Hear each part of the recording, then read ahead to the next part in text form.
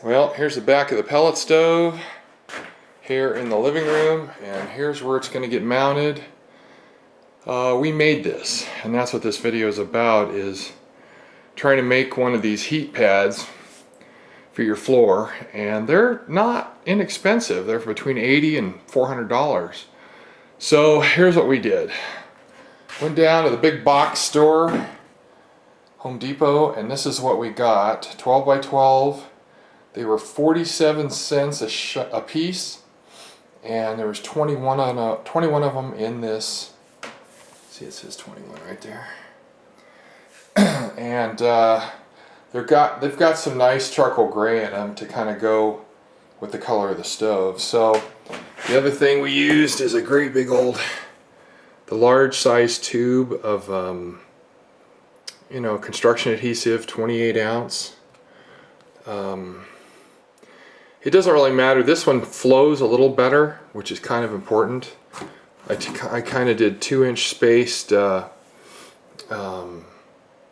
pattern on here, about 2 inches apart. Stay away from the seams, stay away from the edge so it doesn't squirt out, otherwise you gotta clean it all up. We pressed it down with our hands to get it even, and then we'd stand on it after that. You don't want to stand on it right away, you'll end up cracking them. In fact, we got one cracked right on the end there. See that corner? So all I need to do is glue that back. Now, this tile was at the insistence of my girlfriend, who said, we gotta have something nice. I'm like, oh God. So what I did initially was use this stuff here is what do they call it? They use it in bathrooms for the walls and stuff. It's I'll remember it sooner or later. Anyway, it's cement board of any brand that you like, and this one's real, kind of got a fine finish to it. It's not, chunky concrete. It's kind of smooth. I was just going to use that. So this tile costs about $10.50 or $11 for a box of 21 pieces, and this is 3 by 5, so that's 15. And it came out great. So 11 plus $5 for the big tube. We're not talking a lot of money, not even $20. This piece underneath here was 11. So you're looking at what, 11 for tile, 11 for that, and $5. So $27 plus tax. So let's just round it up to 30. And the tube says, depending on the tube you buy of adhesive, it says to either wait 24 hours or 48. So we waited 48 before we walked on it, and it was just fine.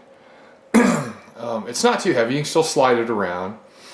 It's a little on the large side, but we have to slightly angle. The stove isn't going to be sitting square, it's going to be angled like this. We're going to take a 45 and do an adjustment to it to make it about 15 degrees so it'll shoot hot air into the living room. So we need, the back of the stove is going to come out to about the middle of this tile. So 1.5 feet will be the back of the stove, and then there'll be 1.5 feet to the front of the stove. So that's okay, it kind of makes it symmetrical, but the front of the stove is going to angle over a little, so we may have to slide this over. You can see my centering marks, the center here, the center for our wall thimble. It's funny, you look this stuff up online and it says wall thimble, but you ask people about it, they don't know what you're talking about. So there you go. So you can see I got some blue tape on the outside. The only thing you have to be careful of is this, the tile and the cement board is about a 1/2 inch thick. So that 1/2 inch plus the height to the center of the pipe is your nominal dimension, and so you have to be very careful of that. So make sure when you start to set up putting this in, you've included the height of this, which is right around 1/2 inch.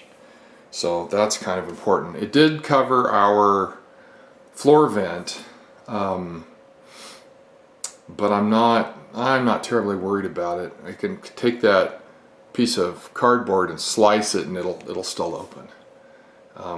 That's for air conditioning. So we got plenty of air conditioning in here. We generally use this instead of the central heating version, and it works fine. So it's not a big deal.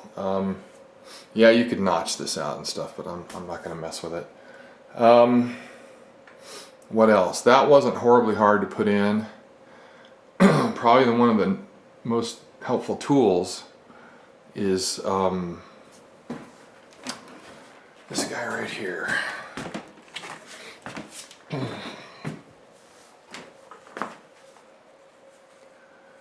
The bottom piece isn't plugged in, but that doesn't matter for this. So, scan test, 5-in-1 scanner and tester. Well, what you do is you got a choice between stud, metal, and AC volts. So you push the button on the side here, it turns it on, and it calibrates itself, and then you slide it across the wall.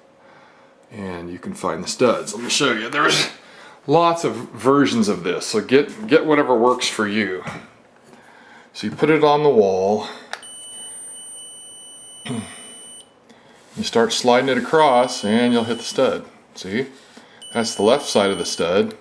Come over here, and you hit the right side. So you mark it with tape, like I did. I use blue painter's tape because it never damages the paint. So there's one side of the stud, there's the other side of the stud, and that's the center, that's the height of the 3-inch hole here. Actually, it's quite a bit bigger than 3-inch, but it's for 3-inch tubing. And here's the other stud location tape. So this thing will give you where the studs are, and that's how I found them. That was helpful. So I centered this, I centered the hole here on the thimble in between these two studs. Okay, that's one item. The other item is slide it over to AC volts and, and see if you find any wires. Wires are a big deal. Man, let's see if I can get my freaking hand out of the way here.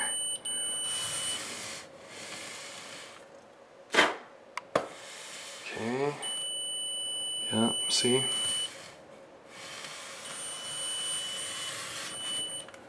So there's a wire coming out here and there's one coming out of the bottom, but not out here. Now, as I have since learned,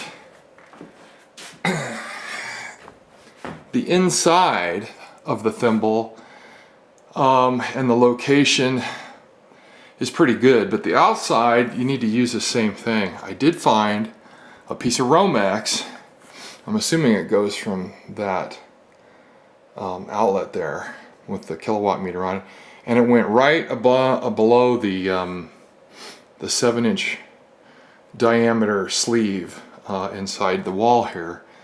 That's part of this thimble, and you have to be careful because if you hack through it, and especially if it's live, you're in deep trouble. So you really need to use this on the inside wall and the outside. Make sure you haven't missed anything, because the piece of wire, the Romex, was clear up against the outside of the wall, and that's like 6 inches away. These are 6-inch thick walls, so it was quite a ways over. And fortunately, when I cut the outside, the Romex was under the cut. It didn't even nick it, and I was just lucky. So use one of these, but use it on both sides of the wall to make sure you don't find anything. So anyway, this is super handy. Use it over and over and over again. Gosh, I got a gnat flying on me here. Check things several times. Practice on other parts of the wall. Practice around light switches. Make sure you're proficient at this if you're going to do it yourself, whichever brand you get. I got these years ago, several sets of these Sperry test instruments, And you see at the Velcro on the back to give you kind of a consistent spacing without scratching up your wall. There is a little metal tip here, if you can see it, if we can focus, and that doesn't really mean a lot, but it depends on what you're trying to do. So that gives you the most precision, is that tip right there. Anyway, just practice with this and double check your work a lot. I came out pretty lucky. I went up and down on the inside here several times and found no electrical wire on the inside, but that piece of Romex was up against the outside wall, and so it was there, but this thing couldn't reach in. Good grief, 6.5 inches. So anyway, that's kind of a big deal. That's I'm just trying to warn you, because you don't want to be cutting wire with your saber saw. I've done that. Anyway, so what I do to kind of keep an eye on the pellet stove when I tested it in the garage is using the kilowatt meter you guys saw in other videos. And that is a really good way to make sure your stove's doing its job. You can always unplug it later. Anyway, I think we're done here. Like I said, for 30 bucks, making your own is it was worth it, and it's a nice color. It kind of ties in with the I guess you'd call it, it's not quite black, it's like dark charcoal gray on the thimble and on the ooh boy, sorry about the sun, and on the back of the stove, front of the stove, whatever you're trying to match.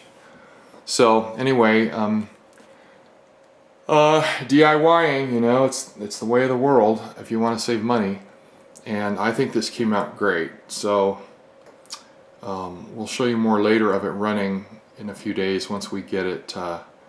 We're probably going to have to order a 45 that will allow the stove to tilt slightly in that direction, and we'll see how all that goes. Anyway, that's it for today. Thanks for your time. See you. Bye.